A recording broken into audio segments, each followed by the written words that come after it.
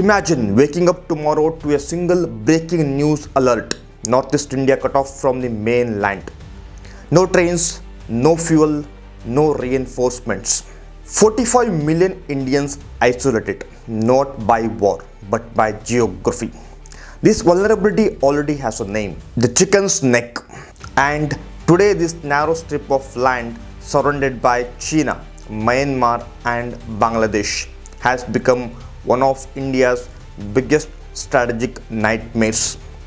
So the question is not whether threat is real. Real question is why are we still underestimating it?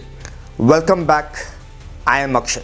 Threat to India's northeast is real, not because war is imminent, but because the region is structurally vulnerable due to geography, geopolitics and internal fault lines. The entire northeast is connected to mainland India by the Siliguri Corridor, a narrow stretch of land barely 22 to 25 kilometers wide, flanked by Bangladesh on one side and Nepal and Bhutan on the other, with China's Chumbi Valley uncomfortably close.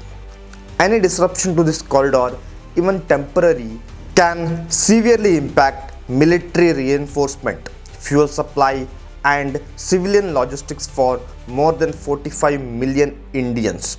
Strategic experts like Brahma Chalani have repeatedly described this corridor as India's most fragile strategic lifeline, a vulnerability unmatched by any other major power. This geographical weakness is compounded by sustained pressure from China, which claims nearly 90,000 square kilometers of Indian territory in Arunachal Pradesh, calling it South Tibet. China's strategy in the region is not outright war, but continuous strategic stress through infrastructure build-up, forward air bases, dual-use villages, and psychological signaling such as renaming Indian locations.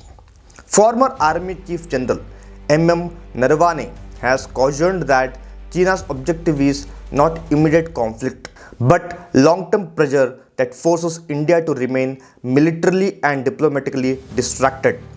The Northeast provides China with an ideal theater for such low-intensity, high-impact pressure. Adding to this vulnerability is Bangladesh, a factor often underplayed in public discourse.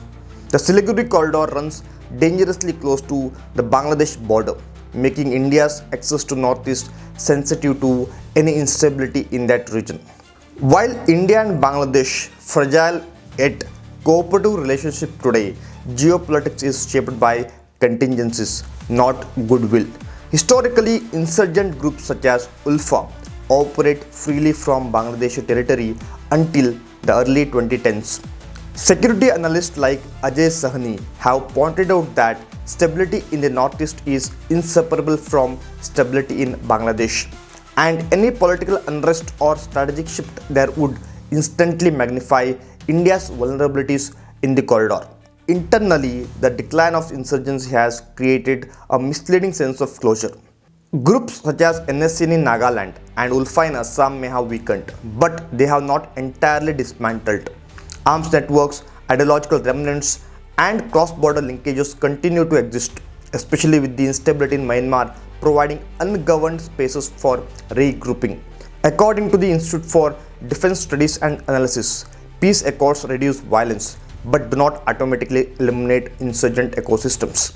History shows that external actors rarely create insurgencies from scratch. Instead, they exploit dormant networks when strategic conditions are favorable. Myanmar's ongoing civil war further aggravates this situation. India shares over 1,600 kilometers of porous border with Myanmar, and the breakdown of state authority there has revived old routes for arms trafficking and militant movement. This was precisely how insurgent groups sustained themselves in the past, and the risk of repetition remains high. Combined with this is the region's extraordinary ethnic diversity, one of its greatest strength but also a potential fault line if manipulated. In an age of social media and information warfare, misinformation and identity-based narratives can spread faster than states' ability to respond, turning social tension into a security challenge. Final layer of vulnerability lies in development gaps. Despite improvements, many border districts still suffer from inadequate infrastructure, limited economic opportunities, and heavy dependency on central security forces. Underdevelopment is not neutral in strategic terms, where the state's presence is weak or delayed. Alternative influences often fill the vacuum. This makes the development not just an economic imperative but a core national security requirement. Taken together, these factors reveal a hard truth. The Northeast is not India's weakest region but its most exposed one. The threat is not defined by the certainty of war but by the permanence of pressure. From China's strategic maneuvering, from instability in Myanmar, from contingencies in Bangladesh, and from dormant insurgent networks within. History teaches us that nations rarely lose territory first, they lose strategic attention first.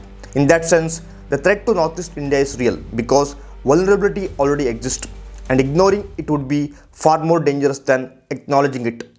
Do comment your opinion on this topic. Do not forget to like and subscribe. Jai Hind.